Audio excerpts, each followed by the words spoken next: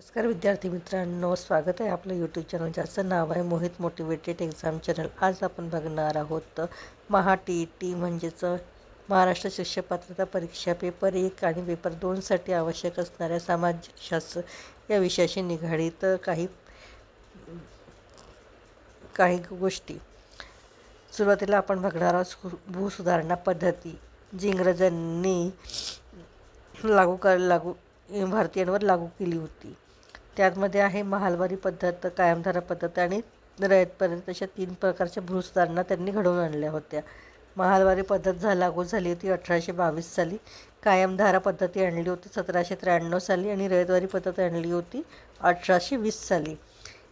तर या पद्धतीचा विस्तार कुठपर्यंत होता तर बंगाल, बिहार, ओरिसा, बनारस व उत्तर कर्नाटक, आसाम, मुंबई, मद्रास, पंजाब, आग्रा, अवध, संयुक्त प्रांत कोणी लागू केली होती तर महालवारी पद्धती लागू केली होती कॉर्नवालिस व जॉन शोर आणि कायमधारा पद्धती केली होती थॉमस मत्रे मद्रासमध्ये आणि रयतवारी केली होती वॉल्ट मॅकेन्झी यांनी।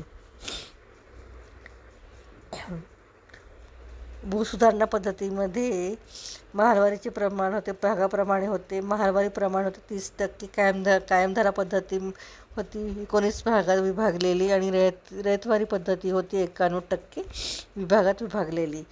याचे स्थळ होते शासन जमीनदार शेतकरी, कायमधारा पद्धतीमध्ये होते शासन रयत आणि रयतवारीमध्ये होते महाल कुळ आणि शासन। 11% जमीनदारांना, 51% सरकारला आणि 49% रयतला आणि 6% सरकारला कर द्यावा लागत असे। मोजेवारी पद्धत होती।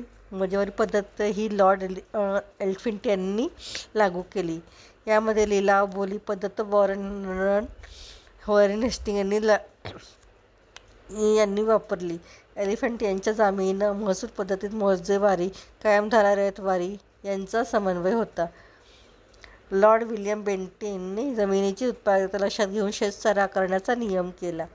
मार्टिन बर्ड यांच्या देखरेखीखाली प्रत्येक खेड्यातील उपजाऊ व पडीक जमीन यांचे नकाशे तयार केले। लंबटदार व त्या खेड्याचे सरपंच त्यांना सवलती दिला। निश्चित नव्हते म्हणून शेतकऱ्यांनी मोठ्या प्रमाणात जमीनदारीची पिळवणूक करायची।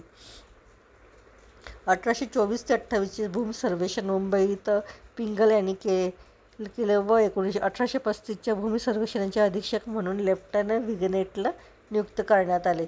या पद्धतीत शेतकऱ्याला जमीन किरायाने देणे, हस्तांतरण, ग्रहण विकण्याचा अधिकार होता।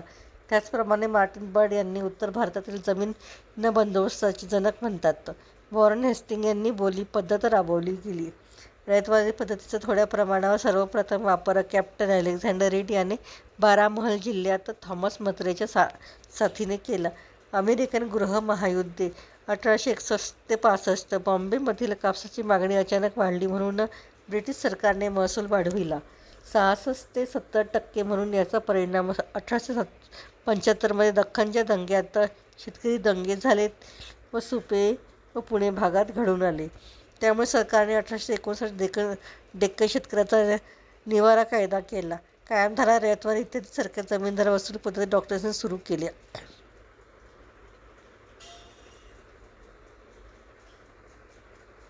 व्हिडिओ आवडल्यास लाईक करा, शेअर करा आणि सबस्क्राईब करायला विसरू नका।